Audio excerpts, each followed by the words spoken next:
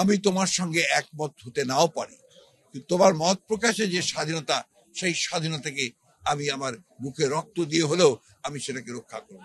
ওটাই হচ্ছে মূল গণতন্ত্র। আমরা আজকে অত্যন্ত আনন্দিত এই জন্যে যে বিগত প্রায় ১.৫ দশক ধরে একটি ফ্যাসিবাদী সরকারের অধীনে থেকে আমরা আমাদের যে চিন্তাগুলোর প্রকাশ আমরা করতে পারিনি।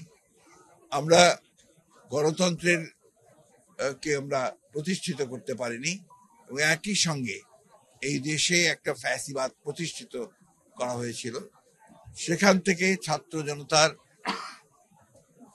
আন্দোলনের সংগ্রামে একটি গণ অভ্যুত্থানের মাধ্যমে আমরা একটি মুক্ত পরিবেশে আজকে উপস্থিত হতে পেরেছি, ওখানে সমবেত হতে পেরেছি। এর জন্য যারা সংগ্রাম করেছেন, লড়াই করেছেন, আত্মত্যাগ করেছেন, প্রাণ দিয়েছেন, তাদের প্রতি আমি গভীর শ্রদ্ধা জানাচ্ছি। গত জুলাই আগস্ট আন্দোলনে যারা শহীদ হয়েছেন তাদের প্রতি, এবং দীর্ঘ ১৫ বছরে যারা গণতন্ত্রের জন্য প্রতিষ্ঠিত করবার জন্য, গণতন্ত্রের কে আপনার প্রতিষ্ঠান হিসেবে পরিণত করবার জন্য যারা সংগ্রাম করেছেন, লড়াই করেছেন, তাদের প্রতি আমি গভীর শ্রদ্ধা নিবেদন করছি। আমরা আজকে এমন একটি অবস্থায় উপনীত হয়েছি যে যখন আমরা একটি ফ্যাসিবাদের অবস্থা থেকে গণতন্ত্রের উত্তরণের ট্রানজিশনাল পিরিয়ডের মধ্যে আছি। এই সময়টা আমাদের সবচেয়ে বেশি সতর্ক থাকা প্রয়োজন। আমাদের প্রত্যেকটি মানুষকে তার নিজের দায়িত্ব সম্পর্কে সচেতন থাকা প্রয়োজন। বিশেষ করে এই আন্দোলনের সঙ্গে যারা জড়িত ছিলেন তাদের অত্যন্ত আমি মনে করি যে দায়িত্বশীল ভূমিকা পালন করবার একটা দায়িত্ব রয়েছে। আজকে একটা মুক্ত পরিবেশ সৃষ্টি হয়েছে, সেই মুক্ত পরিবেশের আমরা দায়িত্বশীলতার সঙ্গে আমাদের ট্রানজিশনাল পিরিয়ডটাকে আমরা অতিক্রম করব। আমরা একটি সকলের কাছে গ্রহণযোগ্য নির্বাচনের মধ্য দিয়ে আমরা একটি গণতান্ত্রিক রাষ্ট্র নির্মাণ করব, ব্যবস্থা নির্মাণ করব, সমাজ নির্মাণ করব। এই লক্ষ্যে আমাদের সকলের ঐক্যবদ্ধ হয়ে এগিয়ে যাওয়া উচিত এবং এই প্রশ্নে কোন বিভাজন সৃষ্টি করা আমাদের কারোরই উচিত হবে না। আমাদের উচিত হবে আজকে ছাত্র জনতার যে ত্যাগ, যে আত্মত্যাগ, যে আপনার প্রাণ বিসর্জন, সবকিছুকে মূল্য দিয়ে, তাদেরকে মর্যাদা দিয়ে আমাদেরকে সত্যিকার অর্থেই জনগণের যে প্রত্যাশা, একটি গণতান্ত্রিক সমাজ, গণতান্ত্রিক একটি রাষ্ট্র, সেটা বিনির্মাণের পথে এগিয়ে যেতে হবে।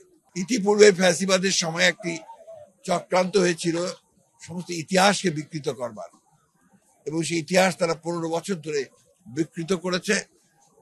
কিন্তু আনন্দের কথা যে আসলে ইচ্ছা করলেই, বিকৃত করলেই আপনার সঠিক ইতিহাসকে কখনো আপনার ভুলে যাওয়া যায় না, সেটাকে আপনার বিকৃত করা সম্ভব হয় না।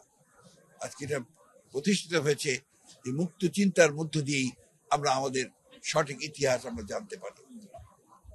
শহীদ প্রেসিডেন্ট জিয়াউর রহমানের ভাষণ বা তার কীর্তি, এগুলো অত্যন্ত আপনার গবেষণার বিষয়, এবং তার অতি অল্প সময়ের দেশ পরিচালনার সময় আমরা দেখেছি যে কি অসাধারণ সততা, ব্যক্তিত্ব সম্পন্ন এবং দূরদৃষ্টি সম্পন্ন, প্রজ্ঞা সম্পন্ন একজন রাষ্ট্রনায়ক তিনি ছিলেন। অতি অল্প সময়ের মধ্যেই তিনি বাংলাদেশকে সত্যিকার অর্থে একটা আধুনিক গণতান্ত্রিক রাষ্ট্রে পরিণত করবার চেষ্টা করেছিলেন। আমরা দেখেছি দেশনেত্রী বেগম খালেদা জিয়া ৯ বছর সেই স্বৈরাচার বিরোধী সংগ্রাম করে রাজপথে থেকে সারা বাংলাদেশে চারণ কবির মতো গণতন্ত্রের গান গেয়ে তিনি গণতন্ত্রকে মুক্ত করেছিলেন, এবং তার মাধ্যমেই কিন্তু গণতন্ত্র, আপনার সংসদীয় গণতন্ত্রের প্রবর্তন হয়। আজকে সংস্কারের কথা এসেছে, এবং সংস্কার অবশ্যই আমরা মনে করি যে রাষ্ট্র মেরামতের জন্য সেই পরিবর্তনগুলো দরকার, এবং এটা উপলব্ধি করেই আমাদের দেশনেত্রী বেগম খালেদা জিয়া 2016 সালে তিনি ভিশন 2030 দিয়েছিলেন, যেটা রাষ্ট্র সংস্কারের কথা বলা ছিল, এবং তারই ধারাবাহিকতায় আমাদের ভারপ্রাপ্ত চেয়ারম্যান জনাব তারেক রহমান 2022 সালে তিনি রাষ্ট্র মেরামতের জন্য, রাষ্ট্র কাঠামোকে রূপান্তরের জন্য তিনি 31 দফা দিয়েছিলেন, যার মধ্যে আজকে সংস্কারের যে প্রধান বিষয়গুলো আসছে সেই বিষয়গুলো সমস্তই এর মধ্যে আছে। এই জন্য আমাদের যেটা প্রয়োজন সেটা হচ্ছে মুক্ত চিন্তা করা। প্রত্যেকটি মানুষ, প্রত্যেকটি দল, প্রত্যেকটি যেন তার মতামত প্রকাশ করতে পারে, জনগণ সেই মতামতকে পরীক্ষা নিরীক্ষা করতে পারে এবং তার মধ্য থেকে তার যেটা প্রয়োজন সেটা সে গ্রহণ করতে পারে। একটা কথা বলা হয়ে থাকে গণতন্ত্রের একটা প্রধান কথা, যে আমি তোমার সঙ্গে একমত হতে নাও পারি, কিন্তু তোমার মত প্রকাশে যে স্বাধীনতা, সেই স্বাধীনতাকে আমি আমার বুকে রক্ত দিয়ে হলেও আমি সেটাকে রক্ষা করব। ওটাই হচ্ছে মূল গণতন্ত্র। আজকে আমরা দুর্ভাগ্যের সঙ্গে লক্ষ্য করি কিছু কিছু মহল থেকে এই প্রচেষ্টা করা হয় একমত না হলেই সে শত্রু হয়ে যায় এবং তাকে মেলাইন করার জন্য বিভিন্নভাবে আপনার কথা বলা হয়। বিশেষ করে সোশ্যাল মিডিয়াতে একটা ভয়ঙ্কর রকমের একটা প্রবণতা দেখা যায় যে মত প্রকাশের স্বাধীনতাকে আক্রমণ করা হয়। আমি মনে করি মুক্ত চিন্তার বিকাশের জন্য এটা অত্যন্ত অন্তরায়। এই জায়গাগুলো আমাদের অত্যন্ত সচেতন ভাবে লক্ষ্য করা উচিত। বিশেষ করে নতুন প্রজন্মের কাছে আমার আহ্বান থাকবে যে আপনারা যে পরিবর্তন ঘটাতে সাহায্য করেছেন, যেটা ঘটিয়েছেন অগ্রণী ভূমিকা নিয়ে, সেটাকে সুসংগত করার জন্য ইতিবাচক চিন্তা করতে হবে, ইতিবাচক ভাবে এগিয়ে যেতে হবে, নেগেটিভ চিন্তা থেকে বিরত থেকে এবং গঠনমূলক পথে এগিয়ে যেতে হবে।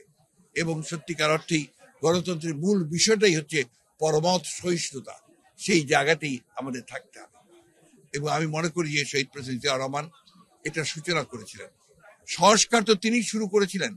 একটা বদ্ধ একটা রাজনৈতিক ব্যবস্থা ছিল, একদলীয় শাসন ব্যবস্থা, বাকশাল, সেখান থেকে তিনি নিয়ে এসেছিলেন বহুদলীয় গণতন্ত্র, মুক্ত সংবাদপত্র।